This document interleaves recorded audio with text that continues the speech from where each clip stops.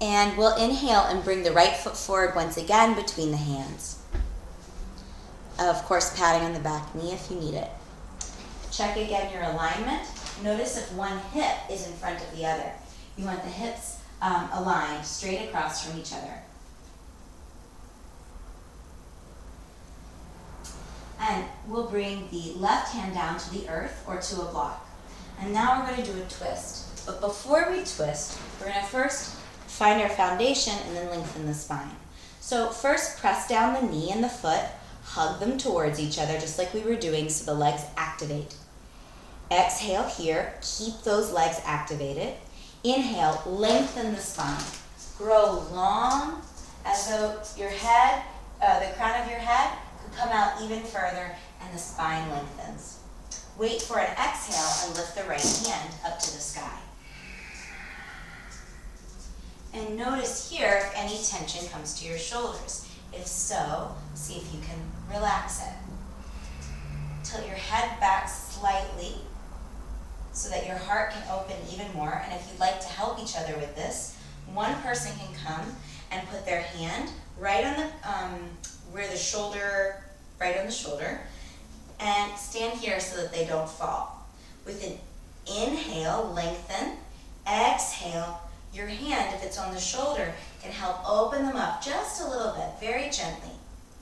Inhale and exhale.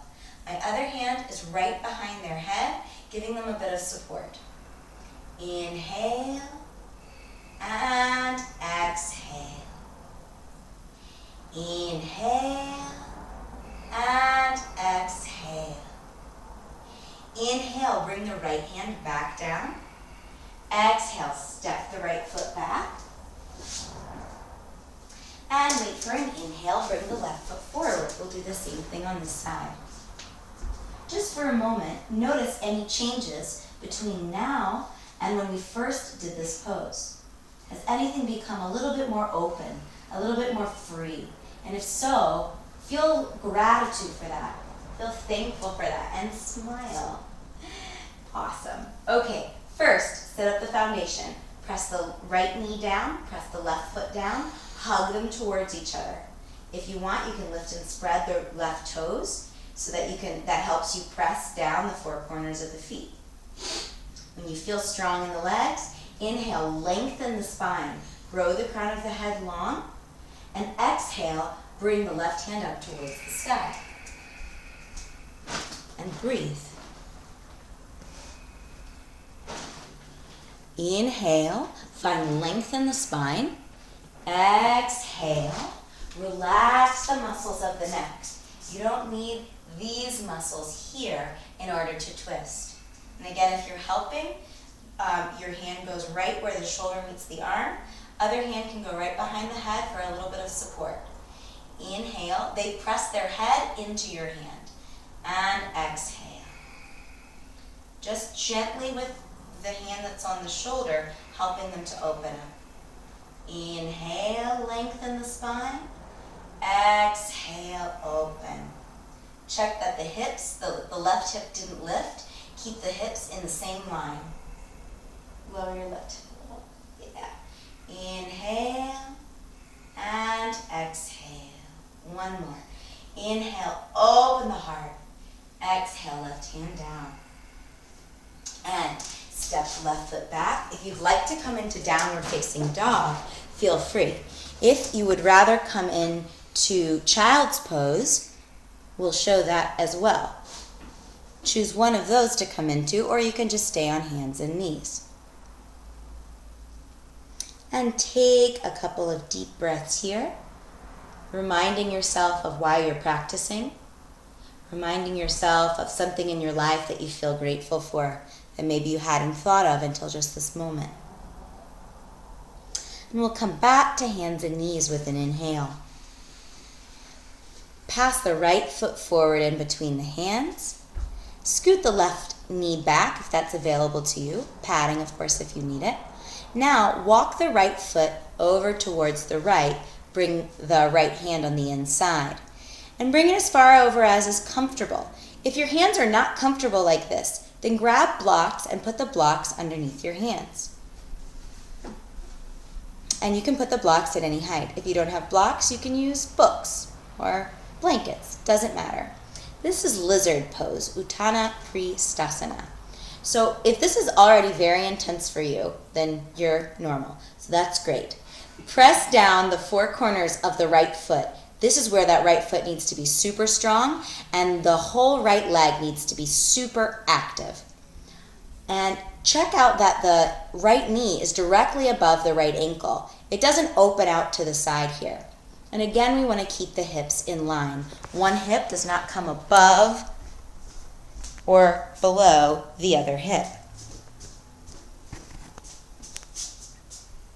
If this is enough for you, then stay here. If you would like something more intense, you can come down onto the forearms.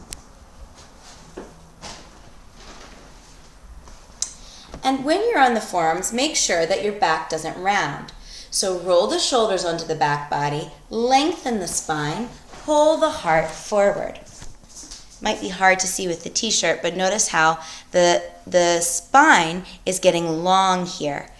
And if the spine can't get long, then it's time to come back up onto the hands. Check that the elbows are directly underneath the shoulders. Bring those forward just a little bit, yeah. And even gaze forward if that's available to you. This is one where your hip might start to feel sore, so see if there's something that you can find gratitude for. And even if you have to fake it, that's okay. Fake it till you make it. Take a deep breath in. Hug that right knee in towards the body. Good. And a deep breath out. Deep breath in. And a deep breath out. Inhale, come back to the hands. And exhale. You can straighten the right leg and bow forward. Yeah, and the right toe lifts. Just as much as is comfortable for you. It's counterbalance to the pose that we just did.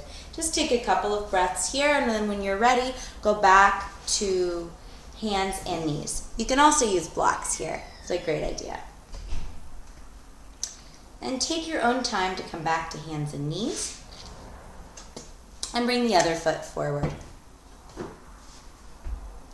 Good. And now we know what's coming.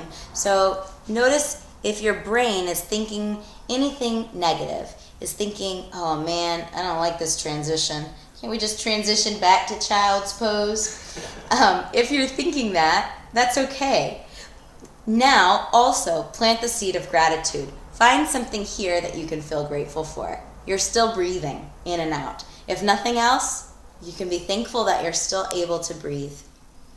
All right, set up the foundation. Press the front foot, walk the front foot out towards the left. Bring the hand on the inside. Now press the front foot down strongly. And either stay here, grab your blocks, figure out what works for you. Somewhere where you can still keep the heart open and still keep a gaze slightly ahead of you, maybe a few feet ahead of you, yeah. And if it's available to you and you did it on the other side, you may come down onto forearms. Again, check that your elbows are underneath your shoulders. Hug the left knee in towards the body and smile here. It's really hard, but when you smile, you can release some muscles that aren't helping you, such as your jaw muscle. You don't need that in this pose. Notice if you're using it. And if you want to help out your partner, you can give them a little massage right here. Because actually, even though it seems like we're using all of this, we don't need the muscles right here. These can actually be relaxed. Deep breath in. Deep breath out. Deep breath in. And a deep breath out. Deep breath in. Deep breath out. One more. Inhale, lengthen the spine. Exhale, release. Step back. Again, you choose hands and knees, a downward dog, or child's pose.